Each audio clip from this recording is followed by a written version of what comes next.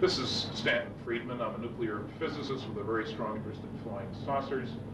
I'm in Kansas City, Missouri on July 24th, 1991.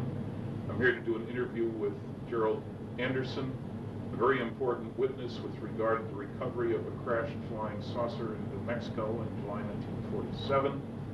We have just had a visit with a polygraph examiner who says he has seen no evidence of deception. This is after spending several hours with myself and Gerald, mostly with Gerald. A full report will be forthcoming. So with that, we will talk to Gerald Anderson. Okay.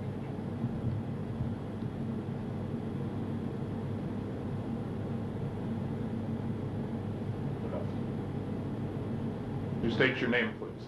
My name is Gerald Anderson. Where were you born and when? I was born October 4th, 1941, Indianapolis, Indiana. Okay, and give me a summary of what happened in 1947 with regard to a crashed flying saucer in New Mexico. Well, we had just moved to Albuquerque, New Mexico on July 4th, 1947.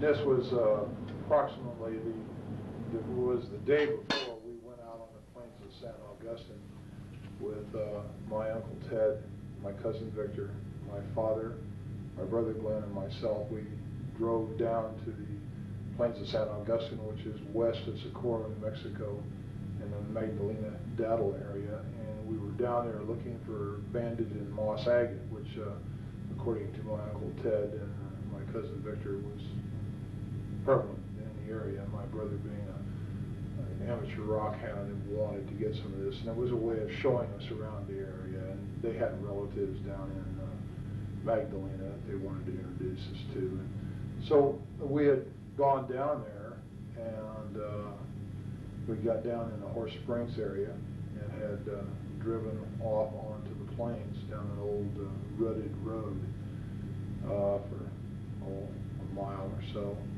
and seemed like a long ways.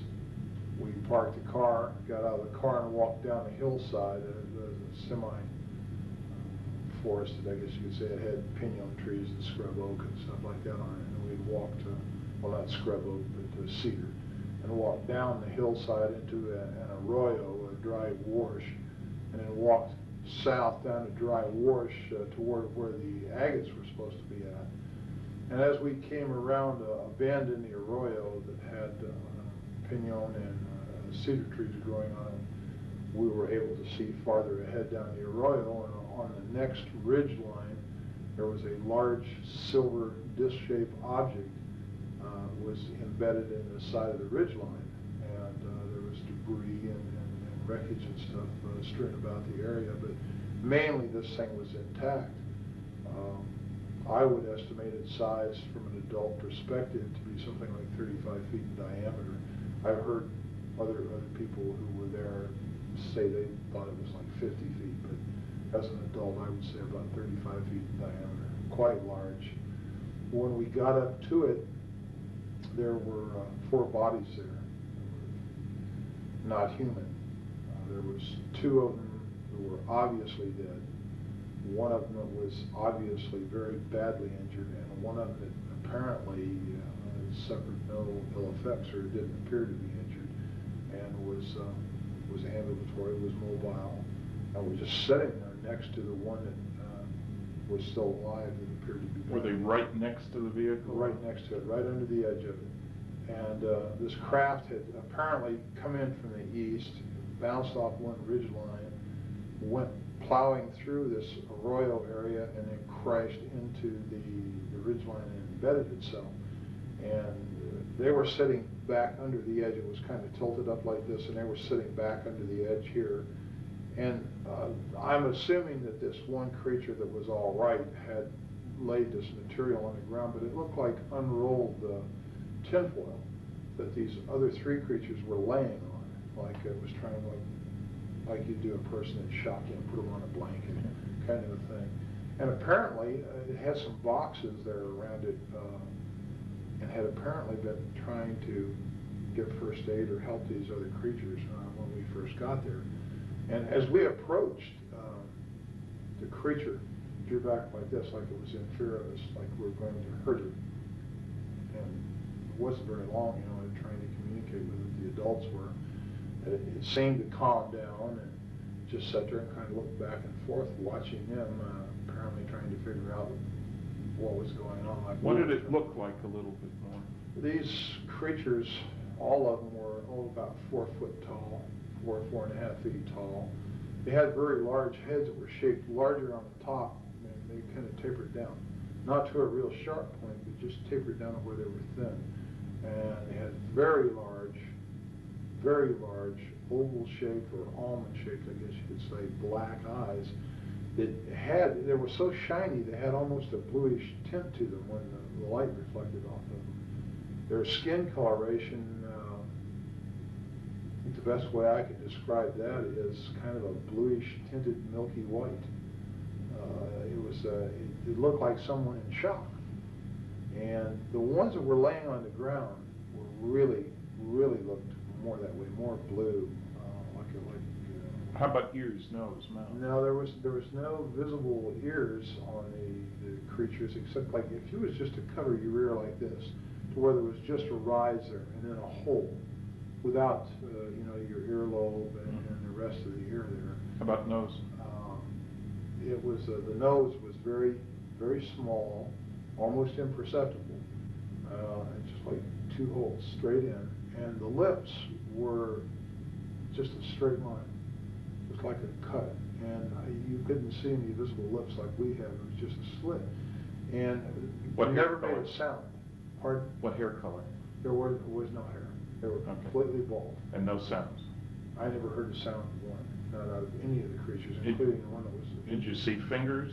Yeah, they had fingers like this. They didn't have a little finger. They just had the thumb, had 3 extra digits, except the center digit was longer, and the other 2 were about the same size. They were very long and slender. It looked very delicate, and I've made the statement before, and I'll make it again. I think they would have made excellent violinists because of the structure of their hands. They were wearing one-piece suits. All of them were dressed exactly the same, and it was sort of a real shiny, silverish gray color.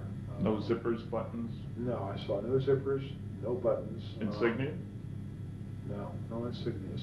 The only thing that was different, they all had this, but the only thing that was different from the silvery gray suit was that down the seam on it, like it was a seam on the shoulder, and around the collar it was trimmed in what appeared to be maroon, like cording. Then the suits were continuous with their footgear. You could see right about this area down, it seemed to be less pliable than it was up here, like this was a stiffer area, like they were boots or shoes or something. But they were all dressed exactly the same. Okay, so you and your family are talking back and forth, wondering what was going on. What did your family say? I mean, did they say anything? Yeah, my brother, one of the first remarks I heard made was, that's a goddamn spaceship. There was bodies up there, and I was told not to go up there, which I did. And how old was your brother at the time? He was in his early 20s, I think 20, 21, something like that. He was a lot older than you were. Oh yes, considerably. When we got up there, I kind of meandered off to one side. This thing was cocked up, and I was standing here. The bodies were here, and everybody else was kind of down here, except my cousin Victor was over here playing and looking in this gaping hole on the side of this disc, and it's shaped just like a discus, except for a round dome was up on top, and there was this big gaping gash in here where you could see inside. It looked like a double hall. How big length? The gash. dome? Oh, the gash. Well, it covered the greater majority from the center of the craft out. It was just like a gaping hole in there. And I'm thinking, it's like about 30 feet, 35 feet in diameter, so we're talking about 17 feet maybe. Uh-huh. And most of that one side was ripped open like that. And you could see inside, and you could see another double hull in there, and there was these rows of components that was on there, and there was lights that flashed on off. Some of them were steady, some were flashing. There was a lot of debris and stuff hanging out of the hole. There was evidence that there had apparently been fire. It looked like it had been burnt along the edge there. The gash. Now, this wasn't a gash that could have been caused by the thing coming into the ground. It wasn't at the leading edge of the vehicle. No, this was in the side, like, it almost appeared, it was elliptical. It almost appeared as if something the same shape as the disc we were looking at had hit that same, had hit the disc and left an imprint that pretty closely approximated the outside diameter of the disc itself. And it appeared to be caved inward. Okay. And kind of like, you hit it like this and just crumpled and caved in and ripped it open. Okay, so you're there, you take all this and everybody's mystified. What were the circumstances outside? Hot, cold? Very, very hot. Well, to me, being the first time in New Mexico and coming from back east, that dry heat was just like being inside of an oven. It was unbelievable to me. And that was the odd part about this thing. The closer you got to it, the cooler it was. And standing under it in the shade there, next to these creatures' bodies, it was like refrigerated air conditioning. And did you feel air coming out of this thing? Or? No, it was just like it was ambient. And I remember reaching up and putting my hand on the side of it, and I think I was afraid it was going to hit my head because there was enough room for me as a small child, I was approximately the same size as these creatures to walk up under there and stand there, but I kind of did like that and put my hand up against this thing. What did it feel like? It was ice cold. It felt like it just came out of a freezer. Was it smooth? Was it rough? It was very smooth. It had a very smooth texture to it. It was obviously made out of metal. It was very solid, and it was very cold, ice cold. And there was a smell in the area. It smelled volatile, acrid, like acetone. And that seemed to be coming out of that gash, that smell.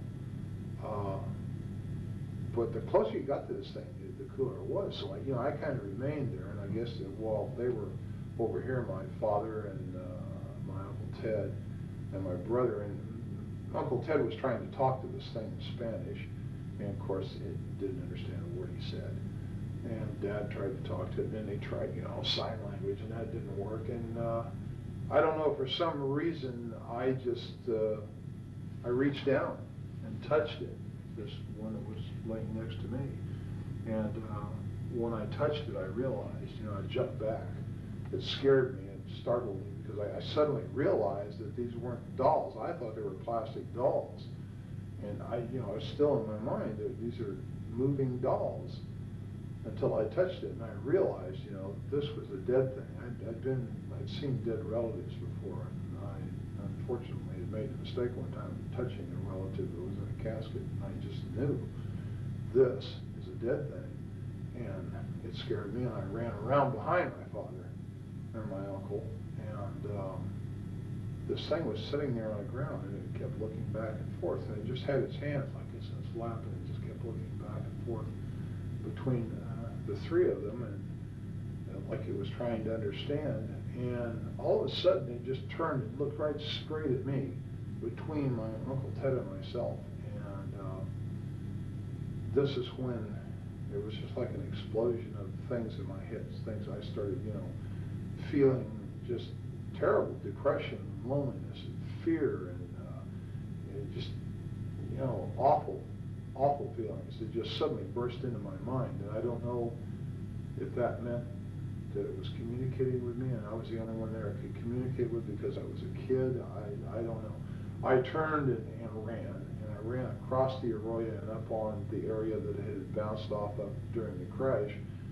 And we're just standing there looking down at this scene, and my family, and off in the distance I could see cattle grazing, I could see a windmill, and I could see dust trails out on the plains out there. And I was there for a little while, and then I came back down, and I guess we were there, Victor was when I got back down there, Victor was up in the crack, and Ted yelled at him to get out of there, and Glenn went over and grabbed him by the belt and jerked him off. That's your brother? Yeah, and jerked him off and said, get out of there, you could cause this thing to explode and kill us all, and then of course he went prowling around in there. I was kind of standing off to one side looking. That's why I knew that I could look off these rocks that I was standing on, look right into this thing. That's why I knew, about the lights and the components and stuff. And then, I heard other people talking, and I turned, and there was a group of people coming up the arroyo from out on the plains from the south. They had come up there, and of course they walked up and was talking. And how many?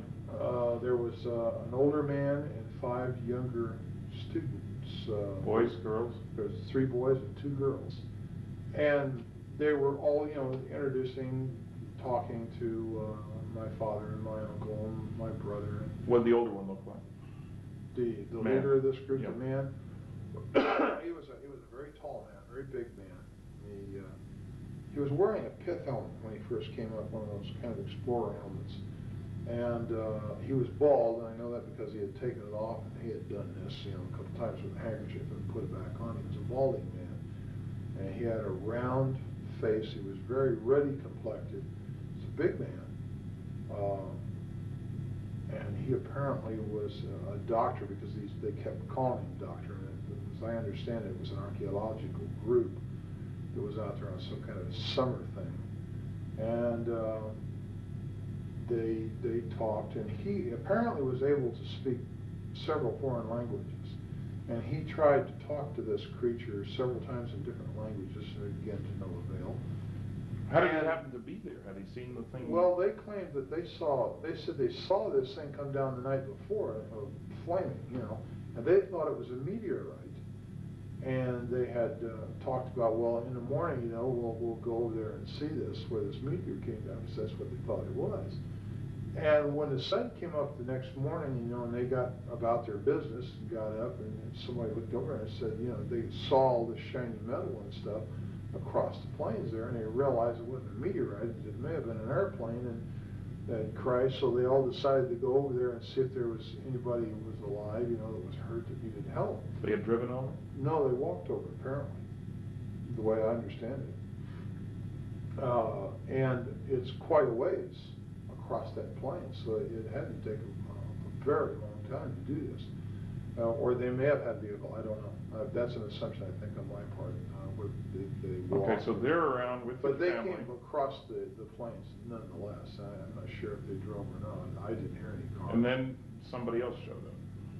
Yeah, they were down there just, 15, maybe 20 minutes at tops, and they were picking up things, some of the students. And this Dr. Buskirk, that they called him, this one girl went up and said, "Look, doctor, wouldn't this make a beautiful ring?" And she was holding what looked like a red rod, or a red tube of some kind. It was kind of a silvery red.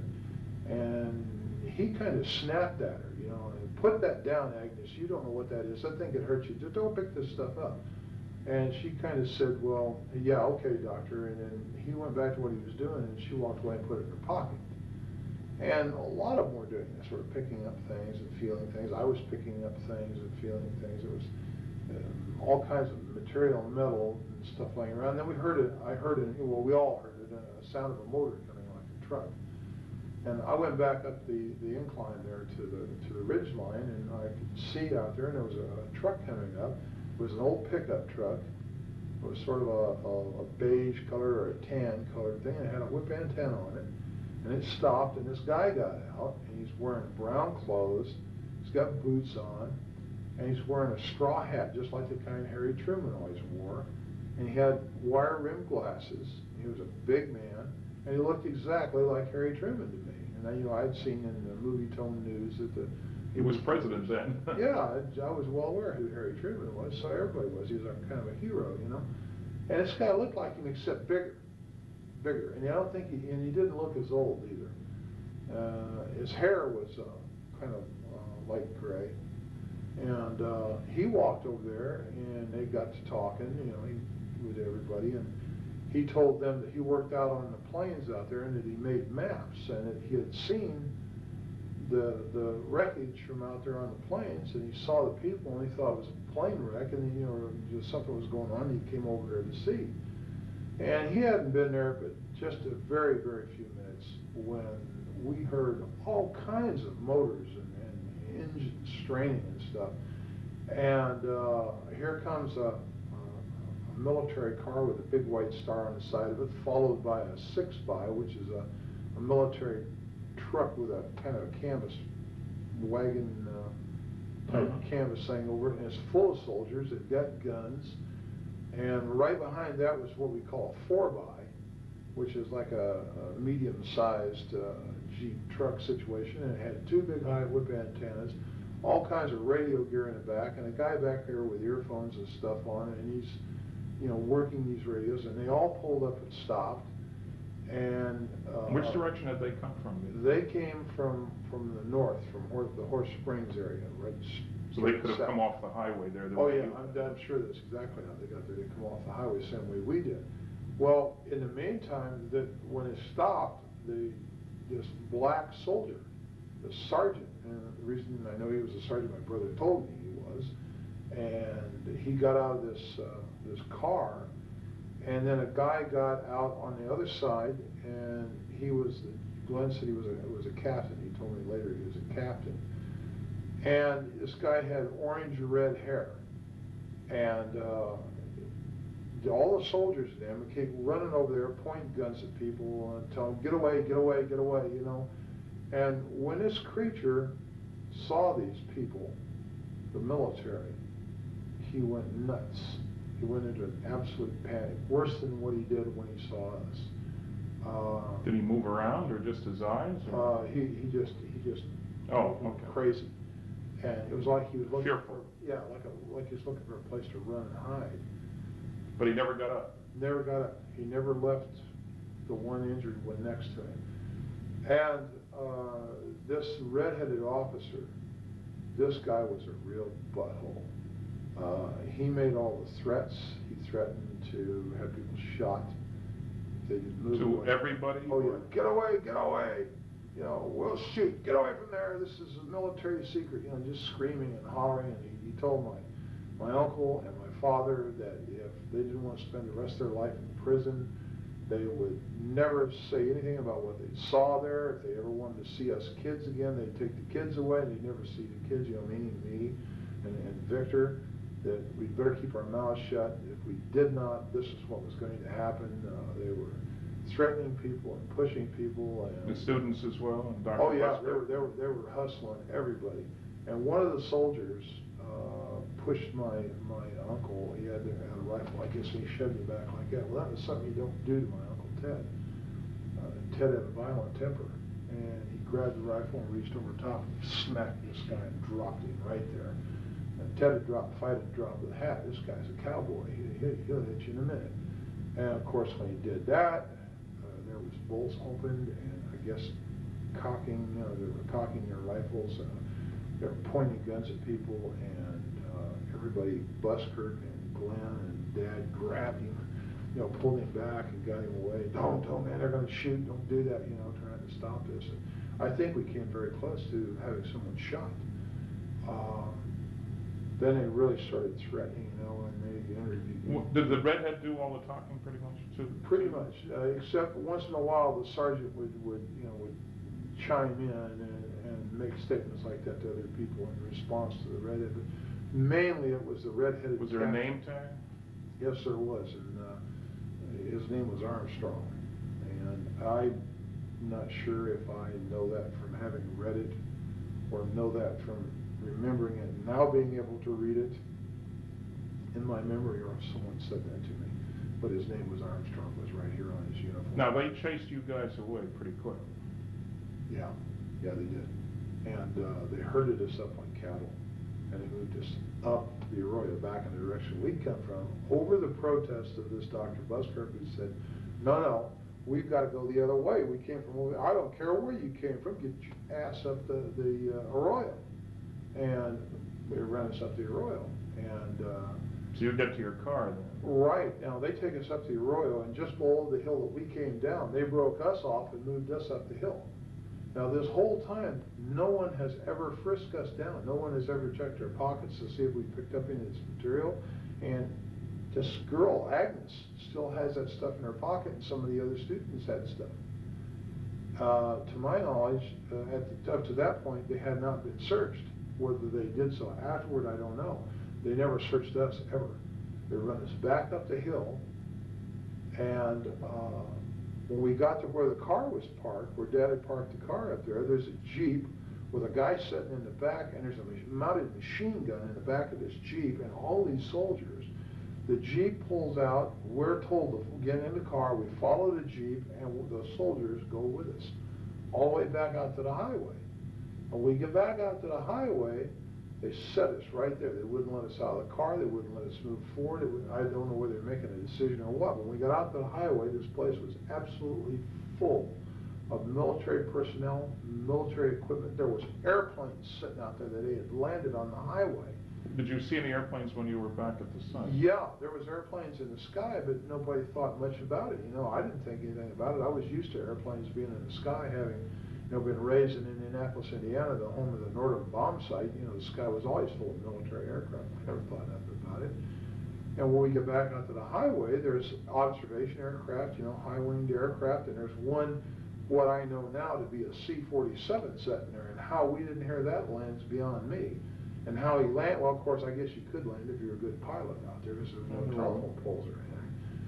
And it was, they had torn the fence down on the north side of that highway, and all this equipment was setting back up there, and that plane was up there, and they were taking stuff out of the plane.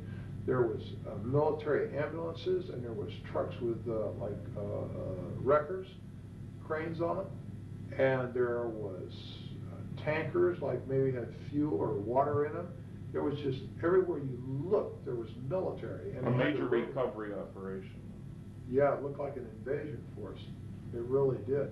And they were all wearing these light khaki uniforms. They didn't look like, you know, olive drabs. They were light khaki, and they all had the same patch over there, that kind of blue funny patch with the circles on it was on their shoulder. And Did you have any clue as to where they came from? Did your brother or your uncle? No, I don't know where they came from.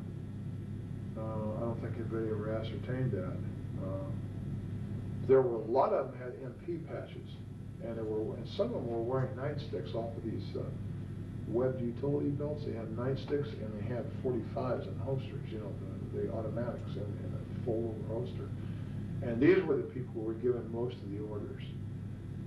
They had the road barricaded off out there, and we sat there for a very long time, and, you know, we were getting thirsty and everything, and we asked, you know, if we could go back to Horse Springs and get some water. Oh, no, you can't go through there. And right after that, they said, no, you just turn around and you head out of here now, and you go to Socorro, and this is a redhead again, you keep your mouth shut, just keep going, and don't look back.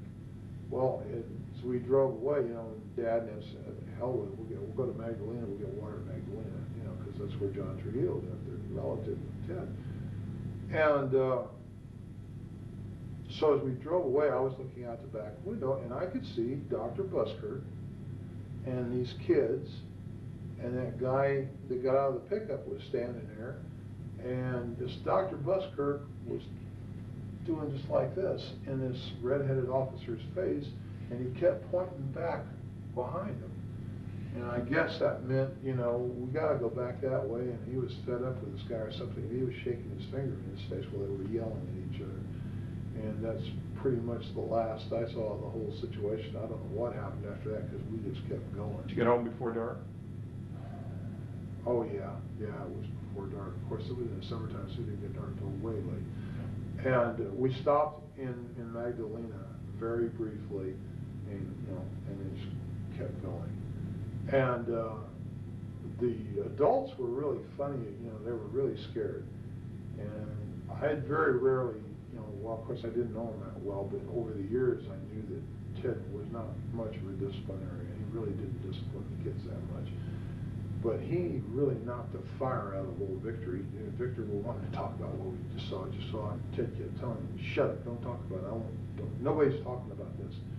Finally, he just turned around and knocked the living hell out of Victor for shooting his mouth off. Did Ted work at Sandia then? Yes, he did. He did something out there in the technical area. I don't know. Had a clearance? Yes. And later your dad worked out at Sandia? Yes, he did. Security. And he worked there for years. Until he retired? Until he retired. And Dad had some very high clearances.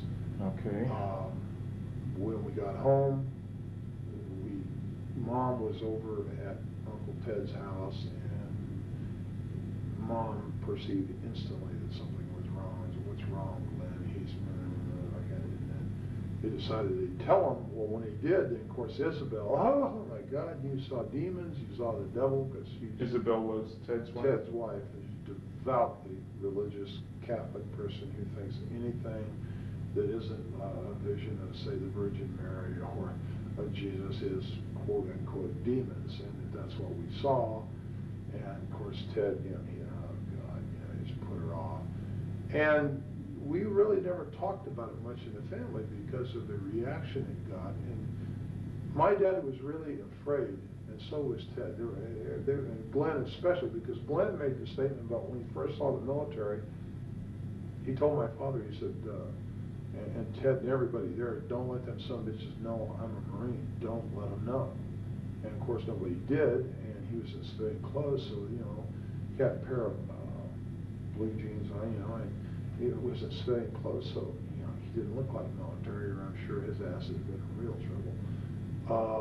And they never checked. They just assumed, I guess, that we were. Did they ask your names? Oh yeah, they took our names.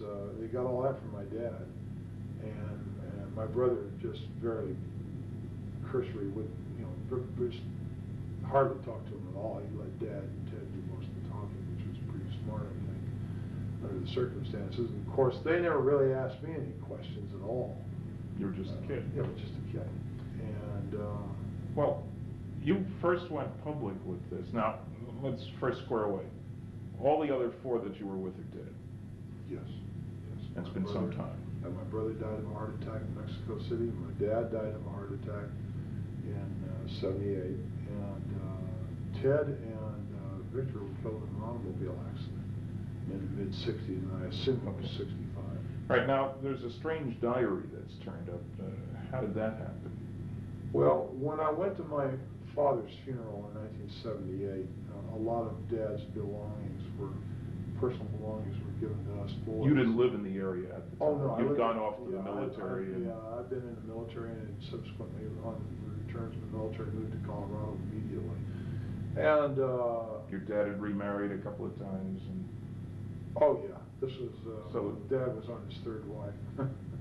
And his personal belongings and stuff, were kind of given to my two brothers and myself. And my cousin Valley Jean was there at the funeral. That's Ted's daughter? Yes. And she came up and was talking to me, and she said, here, you were there, you need to have this too. And she handed me these photocopies. And at first, I thought, well, what is this Dad's diary? She said, no, it's my dad's diary, but you were there, you need to have this. And then it dawned on me what I was looking at, and because I read a little bit of it. And so I said, yeah, okay, and I didn't want to talk about it at the funeral because Roz's side of the family, God bless her. That's your dad's third wife. God bless her, I loved her. But they were very religious, and they would have viewed this exactly the same way as Isabel had, as evil. And I really didn't want to have any problems with them. We were kind of on shaky terms. We didn't see eye to eye religiously, so we're not quite good. You're active in religion now, aren't you? Oh, yes. You're a deacon in the Episcopal Church? Right. Okay, that means you actively participate in Well, service. yeah, lay Eucharistic ministry. Okay. So I actively participate. I serve on the altar. What do you do for a living now? I'm a security officer in the state of Missouri. And you've been doing police sort of work for several years now? Oh, yes, it's about 9 years all told. And you also are going to college to be a nurse, and you've already got a couple of associate degrees from community colleges. Right, yes. One associate of science and one associate of general studies, and I'm working toward my bachelor's of nursing. In roughly 2 years, I will have my Bachelor of Nursing. I'll be a licensed. Now, to be a security officer, you have to be licensed by the state of Missouri, do you? Yes, you have to be a certified law enforcement officer, which means that you have to have gone to the state academy, the Department of Public Safety. So that's not just a pickup thing? Oh, no, you have to It's a attend the professional. academy. Yes, it's definite. Okay. And you have to work for the state under these conditions. You have to not only be certified, but you have to have prior law enforcement experience. Now, when we get back to the diary for just a minute, When you were hypnotized by John Carpenter, a psychiatric social worker, and he was asking you questions about the diary, apparently you'd been told that there were a number of copies of that around? Yeah. Something buried out maybe there too? Yeah, as I understood. Well, in fact, in conversations with Valley Jean after the fact, after I got involved in this thing through the Unsolved Mysteries thing, I was told that that wasn't the only diary. That what I had was a copy. Well, it was a photocopy. Okay. And that there were a lot of these copies around, and apparently Uncle Ted or someone had put these out through different people in the family and friends and stuff for reasons, I don't know, to keep them from getting lost or something like that. You know? Okay, now when I asked you for the original, you contacted who? Yeah, Valley Jean. That was Valley Jean. Okay, Right. she was in a convent. Right. And she was reluctant to do anything. You had to call a number of times, as I recall. That's correct. And you talked to the bishop? Somebody talked to him? Yeah, I talked to a bishop. And he convinced her to send the stuff to me? Yes, apparently. Okay, because I got it directly from Colorado with a cover letter that strongly indicated that she didn't want any more to do with this. That was part of the agreement. But that she considered this the work of the devil, or words to that effect anyway. Yeah, I think she's of the same opinion as her mother was. Okay, It so was the work of the devil. And you see, all I ever had of this was the photographic copies that I had showed you originally. And as I understand it, you received the original. I received the copies, original the from which originals. those had been made. They were partly burnt. She mentioned she had intended to burn them, but because of your persistence and with the agreement that I never contacted her, she would send them to me. And as you know, when I had forensic analysis done, it showed that the ink dated from the early 70s. The paper could have been available in 47. So it was clearly not an original. But it was also done before there was any publicity about this case anywhere, because I know I was the first one to get involved. Exactly. Now, as you know, we have discovered, not I, but you had identi-sketches done by a police artist of the various people involved in this. Right. And as you know, there is a picture, several pictures that seem to indicate that Dr. Buskirk was Dr. Winfred Buskirk, who had received his PhD at the University of New Mexico. And you had described him as in his late 30s, early 40s. It turns out he was 39 in 1947. He was bald and been bald most of his life, even up to then. Was there other contact between you and he at that time, as far as you knew? Your family and him, or? I don't know. Well, not to your knowledge. Not to my knowledge. I don't believe my dad had ever contacted him. There's a possibility that Ted may have, and I'm not sure why. I think Valley Jean had alluded to the fact that Ted had been in contact with him, and that they had corresponded and this kind of thing. But as far as any personal knowledge of it, no. Okay, now you didn't tell your story really until the Unsolved Mysteries program was rerun in January of 1990? That's right. That's when you contacted them, got my address, wrote me, wrote Kevin Randall, and we're a little upset that the program wasn't quite accurate. Well, yeah, that was the whole thing. It started off as a fluke to begin with, because everything that I saw didn't jive with what I had seen personally. Yeah. I guess I was kind of miffed, here all these years. I had been primarily forced, by not only by others, but by, my own sense of survival to keep my mouth shut. And wow, here it is, it's on TV. And he got it wrong. And so, I just impulsively called the number and told the lady, wait a minute, that whole thing was wrong. Well, how do you know that, sir? And I said, well, because I was there, that's why. And boy, that apparently pulled somebody's string.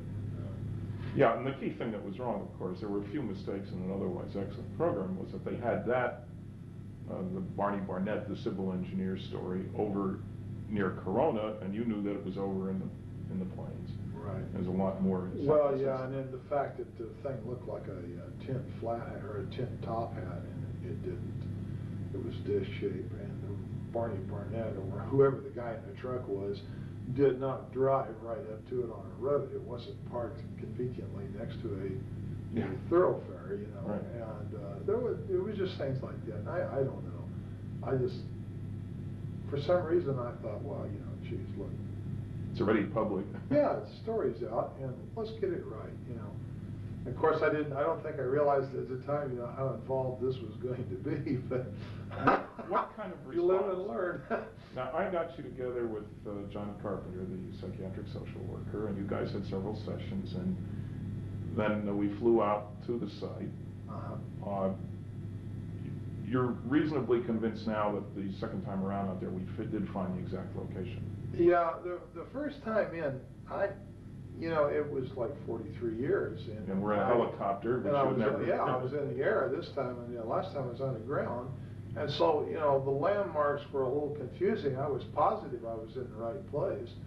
But until we actually got on the ground, John and I, and retraced the route in there that we had come in the car, I wasn't absolutely sure. There was two ridge lines there, and I wasn't really sure of which one it was.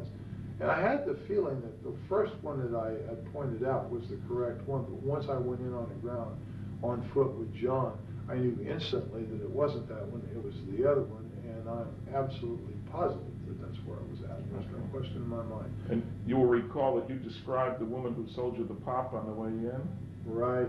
And we found the older woman there who said that was exactly what she looked like. That's right. And I'll never forget that lady because I had it with the heat. I'm telling you. Backseat of that 40 Plymouth, down those dirty old roads and stuff, and for mile after mile. And of course, my dad was one of these kind of people. When he got in a car, it was point A to point B nonstop. I don't know why. He just never stopped to smell the roses along the way. And so, you know, I was pretty sad shape, and you know, I remember that lady quite well. What kind of response have you had?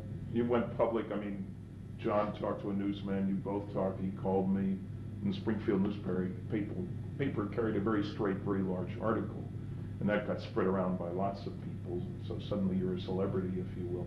What kind of reaction from the people who knew you on campus where you worked, your friends? Oh, very, very few negativists. There's the noisy negativists, you know. We have those. But in general, generally supportive. 99% of the people were incredibly supportive. Only one professor at the university was of the negativist type that was vocal about it. Everybody else just 100% supportive. The majority of these people are absolutely convinced, even without this story, that extraterrestrial life forms exist and that the people are flying around out there and moving between systems and stuff. And it's just an unbelievable amount of support. You didn't lose your job. Oh, no. Your boss didn't give you a hard time. Absolutely not. In fact, I think I can publicly say that my boss is extremely supportive because he is a avid ufologist himself. He's fascinated by the subject, and you won't have any problem convincing him either. And my boss has a master's degree. He's not someone that's untrained observer that's given to hallucination. Most of the people who are the most supportive of me are people with very high educations, very, very solid education, very solid, upstanding degree people, not given to hallucination. You attended a UFO conference with John Carpenter, and he gave a paper, I guess, and introduced you. Sure did. And you got a response from that audience too. Yeah, 100% supportive. I was really quite relieved and made very, very welcome.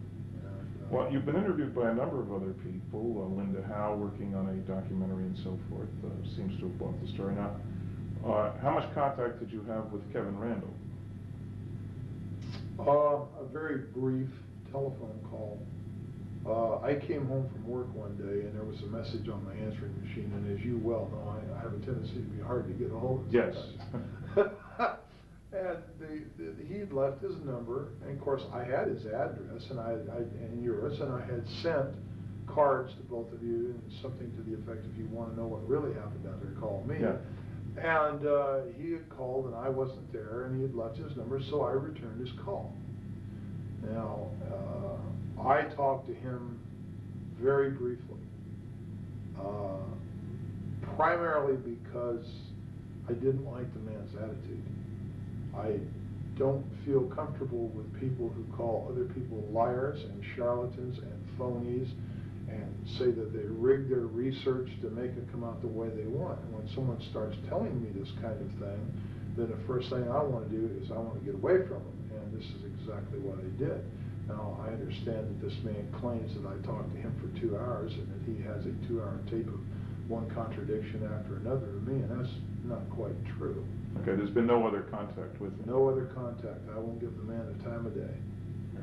And has any other investigator, any of the noisy negativists approached you directly? no, none at all. The only other investigator is you yourself, or Don Berliner, and Bob Bigelow and John Carpenter. Okay. And of course, you're quite familiar with our involvement. And you agree that on that first trip to the plains, it was you, I, Bob Bigelow, and a pilot in the helicopter? Yeah, Joe Channing, the pilot, was in the front seat on the left side. I was in the front seat on the right side. You were directly behind me. No. You were directly behind the pilot on the left side. Bob Bigelow was directly behind me on the passenger side. Right, and then we met up eventually with Don Berliner and John Right. Carpenter, and we spent the next 3 days They together. drove to Daddle. They drove the Jeeps and stuff to Daddle, and were waiting for us at Daddle when we landed in the highway island out there. Right, and as you recall, where did we refuel the helicopter? Springerdale, Arizona. So it's not flew far the to site. Arizona, that's the Oh, point. no, it was just a matter of a few minutes, actually. 25 minutes maybe at the max, west of where we were located. All right, I think we may pick this up another time, but I think that'll do us for now. I really appreciate the time and trouble and effort and all the rest of that, and on to bigger and better things.